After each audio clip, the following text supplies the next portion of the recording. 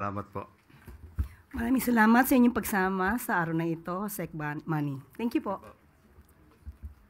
At handa na po tayong tumugon sa inyong mga katanungan.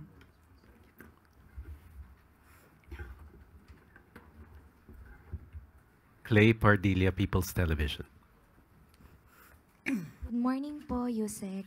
Yusek, even former presidential advisor Attorney Panelo believes that Attorney Harry Roque is not a victim of political persecution, and it appears daw po that he is a pogo lawyer and was encouraged to go home. Si Attorney Roque naman po sinabing nag-aaksaya daw po ng pera ang gobyerno para sa paghahanap po sa kanya dahil bumuo pa po ito ng tracker team. May we know po your response? Thank you. Mukhang si Atty. Harry Roque. Nagsama talaga, no? Sorry. Mukhang si Atty. Harry Roque na lang naman ang naniniwala sa kanyang pananaw na may political persecution. Ito malamang ay ang pagtatago niya ng kanyang maaaring liability at ang kanyang pagsama-sama sa mga Duterte ay ginagawa niyang panangga para ipatunayan na mayroong political persecution. Pero kahit ang kanyang dating naging kaalyado ay hindi naniniwala sa kanyang mga tinuran. At patungkol sa nag-aaksaya ng oras, ang paghahanap ng isang fugitive ay hindi pag-aaksaya ng oras. Kung siya ay concerned sa pondo ng bayan, dapat noong pang 2016. At kung sinasabi nga niya na siya ay concerned sa pondo ng bayan, hindi ba mas maganda kung mag-voluntaryo na siyang umuwi rito para hindi na siya pag-aksaya ng oras at ng pera ng gobyerno? Follow-up, Tristan Nadala, Newswatch. Okay, on a different topic. Tristan, Newswatch Plus. Yusek, morning po. Yung dun lang po sa reconciliation na nabanggit ni Pangulong Bongbong Marcos sa kanyang podcast, while maraming nag-welcome on this offer of the President, yung ibang political analysts believes that while unity is important, reconciliation should still be grounded on principles like truth, accountability, and respect for institutions. So parang how does Malacanang respond to concern that reconciliation may come at the expense of accountability? Lalo na po, for example, naharap din si Vice President Duterte sa impeachment trial. Tandaan po natin, wag po tayo mag-focus na sinasabing open for reconciliation para lamang sa mga Duterte. Maliwanag po ang sinabi ng Pangulo sa lahat ng tao na maaaring hindi kapareho ng kanyang paniniwala o ng prinsipyo o ng polisiya. Mas maganda kung lahat ng tao ay makakasundo niya para po sa taumbayan, para magkaroon na po ng tuloy-tuloy na pagtatrabaho para sa bansa. So wag nating isentro ang open for reconciliation sa mga Duterte. Hindi po gagawin ng Pangulo na lumabag sa batas para lamang sa isang reconciliation. Follow-up lang po, Yusek. Siguro po, no, parang it's an open for all. Pero yung sabi naman po ng mga kaalyado ni dating Pangulong Duterte like Harry Roque and Panelo saying that reconciliation is only possible if the President takes steps to bring former President Rodrigo Duterte back to the country. Ito po ba ay anong response po ng Malacanang dito sa comment nila? Tandaan po natin, hindi po magpapahawak sa leeg at hindi po magpapadikta ang Pangulo sa mali. Hindi po tatalikuran at babaliktarin ng Pangulo ang batas para lamang pagsilibihan ang personal na interes ng iilan. So tandaan po natin, lagi pong sa batas ang Pangulo. Kaibigan o batas? Batas pa rin po ang pipiliin ng Pangulo. Eden Santos, Net 25.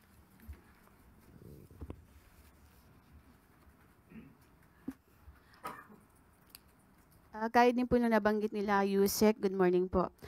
Bukod po dun sa issue nung pagpapauwi ng Pangulo, kung talagang sincere daw po siya dun sa pakikipagkasundo sa mga Duterte, baka pwede rin magpa-hair follicle test ang Pangulo.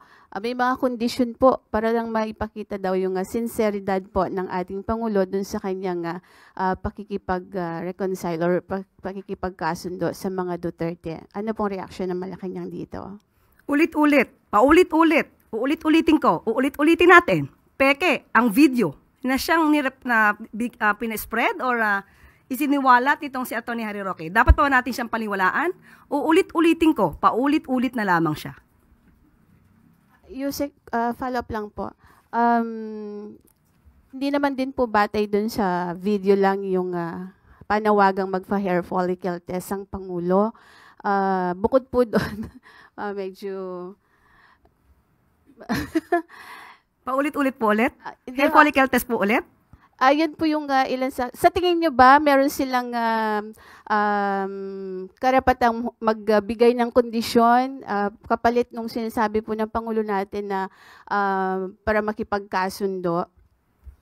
Ang pakikipagkasundo po ay para sa taong bayan, hindi para sa personal na interes ng iba. Alalahanin po natin, maliwanag, uulit-ulitin ko ang sinabi ng Pangulo, sa lahat ng tao, gusto niya pong makipagkasundo para magkaroon ng stability, magampanan ang dapat magampanan at hindi madiskaril ang trabaho ng gobyerno. Ayaw po niya ng away. So, ang awayan na to, ang siya nagpapabagal sa trabaho ng gobyerno dahil puro paninira. Puro fake news na natatanggap ng Pangulo. So, ang pakikipagkasundo sa lahat, hindi lamang para sa mga Duterte, ay tama lang po na gawain ng Pangulo bilang ama ng bansa.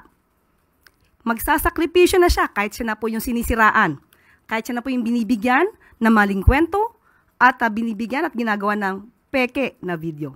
Yan po ang dapat na gawin talaga ng isang ama ng bansa. Salamat po. Follow-up, Ivan Mayrina, GMA Integrated News. With due respect, Yusek, ang sinasagot po ng Pangulo dun sa reconciliation, diretso po yung tanong, ay tungkol sa mga Duterte. He was responding to a question, specifically, reconciliation with the Dutertes. Kaya nga po sinabi niya, opo, kasama ang mga Duterte. Pero wag natin pong isentro sa mga Duterte. Dahil ang sinabi niyang sumunod ay gusto niya pong makipagkasundo sa lahat ng tao. Ito po yung sinabi niya. Ayaw ko ng gulo, gusto kong makasundo ang lahat ng tao. Mas maganda. So, kung isa pong parte ang pakikipagkasundo sa mga Duterte, maganda po yun. At ang malinaw po, the offer of reconciliation should not come with any conditions. Yun po ang gusto nating sabihin. Opo, ito naman para sa taong bayan at para sa bansa. Salamat po. Another follow-up, Pierre Pastor, Bilyonaryo. Hi, Yusek. Dun sa reconciliation and ayaw ng politika, clarify lang po, hindi po ba ipapakita ng Pangulo na hahabulin niya o pananagutin kung nagkasalaman? Nagsisimula... Yes, Okay, kasi sige po. medyo meron pong na makikipagbati ba at may ayaw ng politika kung talaga namang nagkasala. Dapat po ba, hindi po ba dapat ipakita ng Pangulo na hahabulin niya ang mga nagkasala? Nung sinabi at tinanong siya kung open siya for reconciliation, wala pong nabanggit na hindi niya ipapatupad ng batas. Wala pong nabanggit na magpapatawad siya kung may nagkasala. So ang reconciliation lamang po ay para hindi na magkaroon ng gulo at para magkaroon nga po ng stability at matupad niya ang kanyang mga pangako sa bayan. Thank you. We have time for one more question. Alvin Baltazar, Radio Filipinas.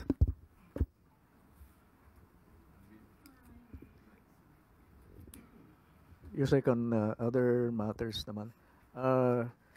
May latest ba sa OWA after ng pagkakatanggal kay Mr. Arnel Ignacio? Is there any development sa agency? Opo, sinabi po natin na si former OWA Administrator Arnel Ignacio, hindi po siya nag-resign, siya po ay tinanggal. Dahil sa mga anomalyang nabanggit na po ito ni Secretary Hans Kakdak. At maliban po dyan, mayroon pa pong isa na makakasama, ang Deputy Director na si Emma Sinclair.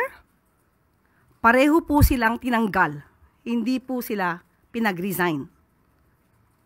Ito lamang po ay isang senyales, maaari nating sabihin na ito ay panawagan ng Pangulo sa lahat ng mga nagtatrabaho sa ilalim niya. Nagampanan ninyo ang inyong trabaho. Huwag tanggalin ang pangluloko o lokohan sa inyong pagtatrabaho dahil hindi po mangingim ang Pangulong tanggalin kayo sa pwesto. You will all be fired kapag hindi nyo tinupad ang inyong mga obligasyon sa bayan. Thank you very much, Yusek Claire. At bago po tayo magtapos, isa naman pong good news. Gusto niyo po, okay, ito maganda to Gusto niyo po bang maranasan kung paano magtrabaho sa gobyerno? Kung kayo ay college graduate, mukhang hindi na kayo pwede, overqualified. Mula 18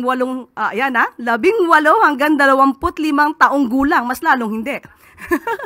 Nasa junior, Nasa junior or senior college level sa darating na pasukan at mas mababa sa latest regional poverty threshold ang kinikita ng inyong pamilya. May pagkakataon po kayong sumali sa Government Internship Program o GIP ng Department of Social Welfare and Development. 75 ang available internship slots sa bawat DSWD field office, habang 35 intern naman ang tatanggapin sa central office sa Quezon City. Tatanggap ng katumbas na 75% ng regional minimum wage as of November 2022 ang mga intern na kailangang makapagsilbi ng 30 working days. Sa mga interesado, ano pang hinihintay nyo? Apply na.